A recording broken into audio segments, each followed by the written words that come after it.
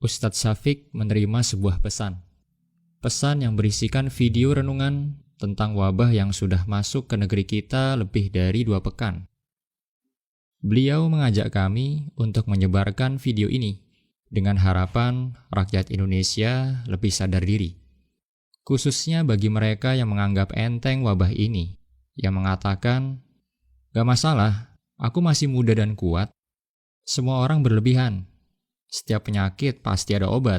Ngapain takut sama corona? Takut aja sama yang punya akhirat."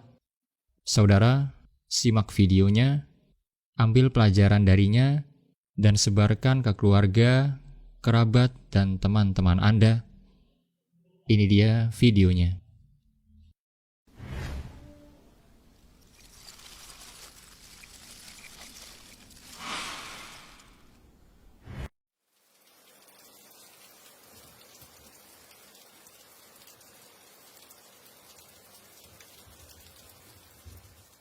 Saya sempat tidak terlalu perhatian dengan masalah virus corona, kecuali yang berkaitan dengan masalah agama, khususnya tentang hadis seputar obatnya, doa dan zikir penangkalnya, serta beberapa tips duniawi untuk menjaganya. Mungkin karena saat itu corona belum hadir di Indonesia. Beritanya masih sekitaran Cina. Isinya tentang perjuangan pemerintah dan tenaga medis melawan corona di sana. Itu tergambar dari foto wajah tenaga medis yang memerah bekas masker dan kacamata. Saya hanya sebatas mengerti betapa beratnya tugas mereka. Saya sempat jengkel saat melihat video warga Iran yang menjilati pagar kuburan dan membaca tulisan tentang rakyat Italia yang dinilai sangat meremehkan. Tapi itu pun hanya sambil lalu karena positif pertama di Indonesia pun belum kedengaran. Tanggal 2 Maret 2020 yang ditakutkan pun terjadi. Pasien corona pertama di Indonesia diumumkan oleh Presiden Jokowi. Inilah takdir Allah yang harus sabar dihadapi. Pandemi corona telah memasuki negeri ini. Jumlah pasiennya bertambah hari demi hari. Gambar-gambar mirip dengan yang di Cina bermunculan di grup sana sini. Ada bekas alat pelindung diri tergurat di pipi. Tenaga medis bicara dengan kertasnya. "Kami kerja untuk kalian, mohon kalian tetap di rumah untuk kami." Ada juga yang bunyinya, "Haus, ingin minum, tapi gak berani." Seorang dokter yang sudah sepuh dalam balutan baju perang seolah berkata, "Jikapun ajal datang, tidak mengapa. Karena raga yang sudah tua ini memang harus ikut berjuang, tidak hanya bisa berdiam diri." Ikatan Dokter Indonesia menyampaikan bela sungkawa karena 7 orang dokter di garda depan meninggal.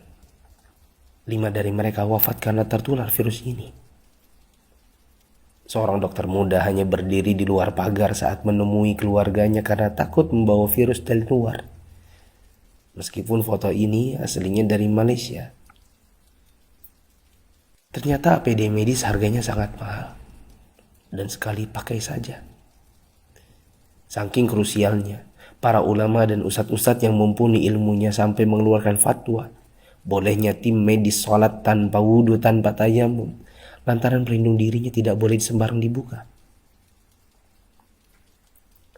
Tak hanya itu, ada juga fatwa sahnya sholat meskipun ada najis. Karena baju medis ini bukan baju biasa.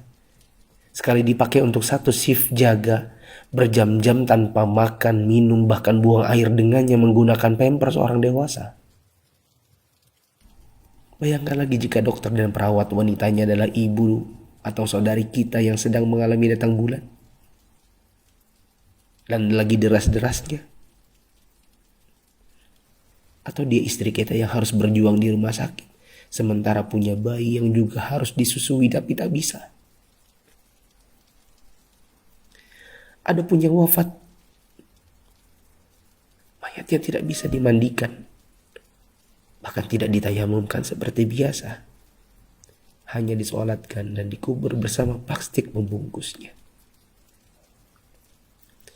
Melihat dan membaca berkali-kali, saya pun akhirnya bisa memahami dengan hati. COVID-19 ini bukan sakit biasa, dan tugas tenaga medis sangat berat terasa. Kalau bukan karena tidak ingin ditanya keluarga ada apa, saya banyak mengalirkan air mata. Untuk pasien positif corona dan keluarganya, sabar ya. Insya Allah sembuh tidak lama. Jika bersabar, kita dapat pahala. Di rumah dulu sampai negatif. Kasihan jika virus ini menular ke orang lain. Apalagi kepada yang punya penyakit penyerta dan lanjut usia.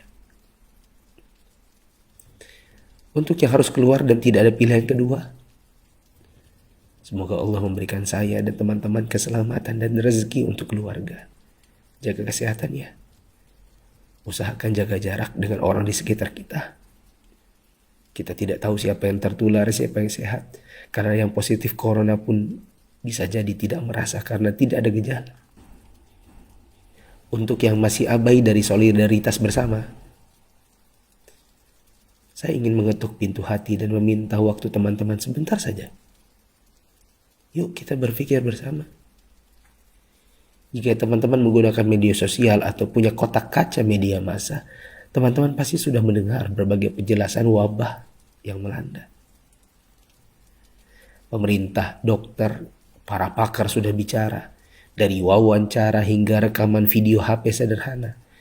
Para ahli statistika mengemukakan data dengan tabel, grafik, dan semua media yang mereka punya. Teman-teman pun tinggal ketik halo di WA COVID-19 dan bertanya dengan input 1 huruf saja. Jika data itu jelimet untuk dibaca, mungkin teman-teman bisa nonton versi kartunnya. Semua tenaga sudah dikerahkan oleh berbagai kalangan untuk membuka mata hati kita.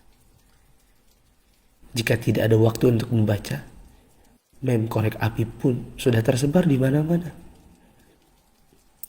Sampai-sampai ada yang berpikir, mungkin kalau simulasi penularan virus corona ini pakai video game, barulah anak muda yang meremehkan corona akan mengerti dan percaya. Mereka pun membuatkan potongan video gamenya. Artinya, jika usaha seperti ini masih belum menyadarkan kita, entah dengan cara apa lagi. Apakah tongkrongan kita butuh ditembaki dengan gas air mata baru kita mau meninggalkannya? Pemerintah tidak minta uang dari kita. Mereka hanya ingin kita mengikuti arahan mereka. Untuk yang menimbun dan menipu, semoga Allah memberikan teman-teman hidayah dan memaafkan dosa-dosa kita semua.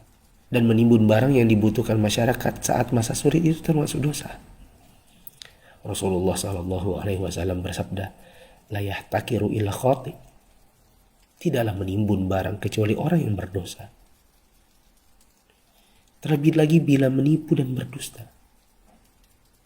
Kami hampir tertipu dengan penawaran masker murah yang tadinya kami akan bagikan gratis kepada orang-orang yang membutuhkannya.